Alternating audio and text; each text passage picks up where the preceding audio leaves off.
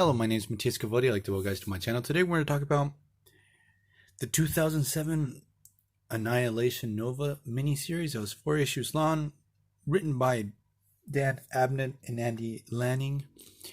After this miniseries, we had an ongoing Nova series that was awesome, and this miniseries too was really good. Part of the Annihilation crossover, which also was really good. If you haven't read this miniseries or Annihilation,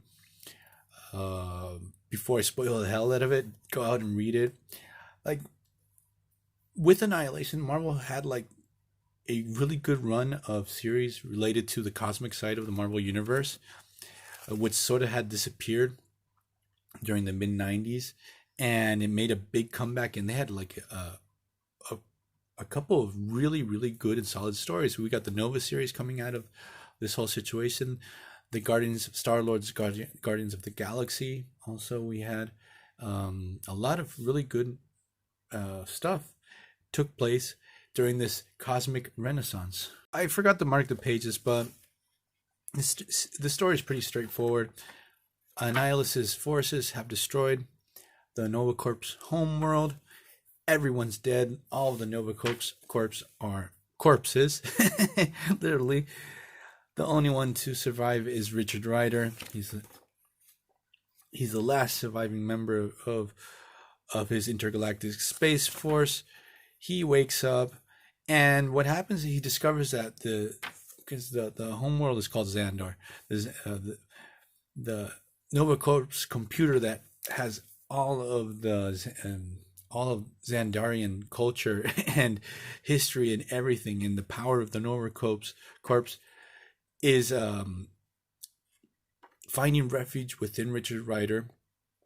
He's sort of having to deal with this whole situation of having the full power of the Nova Corps, of every single Nova Corp in him, and he's barely able to keep control of this whole situation. I gotta tell you guys, Kev Wallace's art is really good. I really enjoyed it. We get a real dark and gritty Richard Rider that accompanies and a new character design. A new design for his costume too. That, for me, it really works. I like it a lot. So in the first story, Nova's having to deal with this insane power level, a new power level that he has, trying not to go crazy and just basically just explode because he can't deal with so many with such a level of power. In the second issue, Nova crosses paths with the new Drax. I remember when I found out about this whole situation that they changed up Drax's look, like he had an evolution. I didn't like it. They didn't like the idea, but when I sat down to read stories with this new Drax, I really started to dig the character. They made him a lot more interesting. So Nova crosses paths with Drax. They're stranded on this world that's just going to be destroyed in a couple minutes by Annihilus's forces. Since the companion Cammy have to get out of this planet because they're not going to survive the situation, they ask for help from Nova. There's a whole dialogue. The dialogues, and Dan and Andy's dialogues are really good. The exchanges that we have with Nova and Drax are just priceless. Because Nova is like, "Hey, do you have anything to do with Drax the Destroyer?" It's like, "No, I did no destroying prior to that. Not the same guy." And this sort of becomes like a running joke, and it's pretty hilarious. But what happens with Drax? He sort of becomes like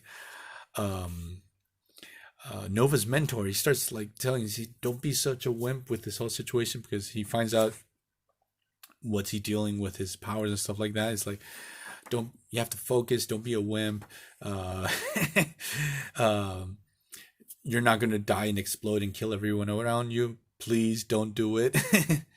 Nova and Drax are able to escape this doomed planet. They go to another one that's like 9 light years away. They reach that planet, and that planet's being evacuated.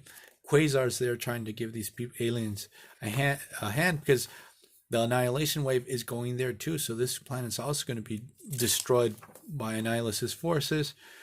So Nova and Drax is like, "Oh, just our luck." Again, we have to deal with this situation.